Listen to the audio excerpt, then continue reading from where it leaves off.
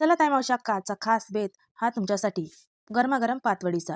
ही recipe नक्की शेवटपर्यंत पहा. आवडल्यास लाईक करा, शेअर करा आणि सबस्क्राईब करा. या व्हिडिओचा पूर्ण डिटेल व्हिडिओ हा माझ्या यूट्यूब चॅनलवर आहे, ते नक्की पहा.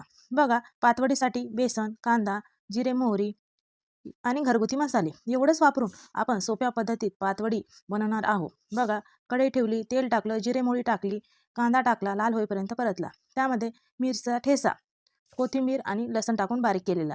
नंतर चवीपुरती हळद टाकायची, चांगलं एकजीव परतायचं. हे परतल्यानंतर आवश्यक तेवढं पाणी ॲड करायचं.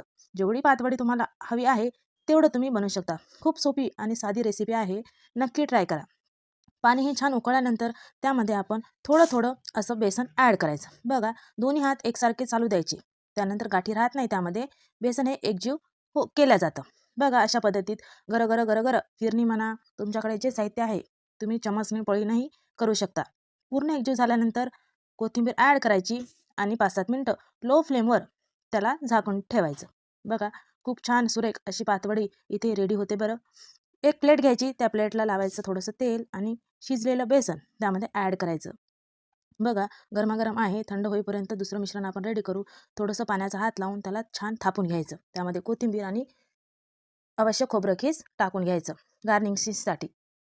दिसायलाही सुंदर दिसते. बघा, आपण पातवडी थंडी होईपर्यंत इकडे मसाला रेडी करू.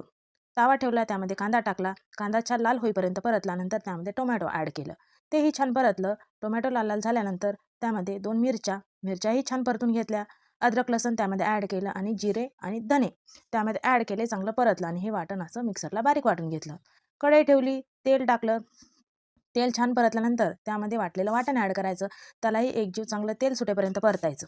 ही डिटेल रेसिपी तुम्हाला बघायची असेल तर याच चॅनलवर आहे, नक्की जा. स्टेप बाय स्टेप काय काय वापरलं, काय काय त्यामध्ये मी टाकलं, ते स्टेप बाय स्टेप त्या व्हिडिओमध्ये सांगलेलं आहे. नक्की आवडल्यास लाईक करा, शेअर करा आणि सबस्क्राईब करा.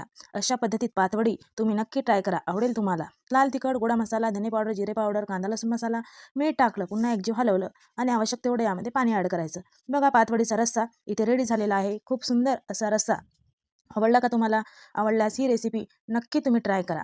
रोजच्या वापरामध्ये आपल्याला प्रश्न पडतो, आज काय, कुठली भाजी, उद्या कुठली भाजी. तर या पद्धतीत तुम्ही जिभेची चव वाढवणारी अप्रतिम अशी पातवडी बनवून खा, नक्की तुम्हाला आवडेल. बघा, पातवडी थंडी झाली. थंड झाल्यानंतर याच्या कापा करू. हव्या त्या आकारात, हव्या तशा आपण याच्या कापा करू शकतो. बघा, या पद्धतीत मी कापा केल्या. खूप सुंदर, दिसायलाही टेस्टी आणि खायलाही सुंदर, खुसखुशीत अशी नरम पातवडी इथे रेडी झाली आहे. तुम्ही कशी बनवता, नक्की तुमचा अनुभव माझ्यासोबत शेअर करा. आवडल्यास लाईक करा, शेअर करा आणि सबस्क्राईब करा. बघा, सुंदर पातवडी आणि रस्सा एक ताट नक्की खा.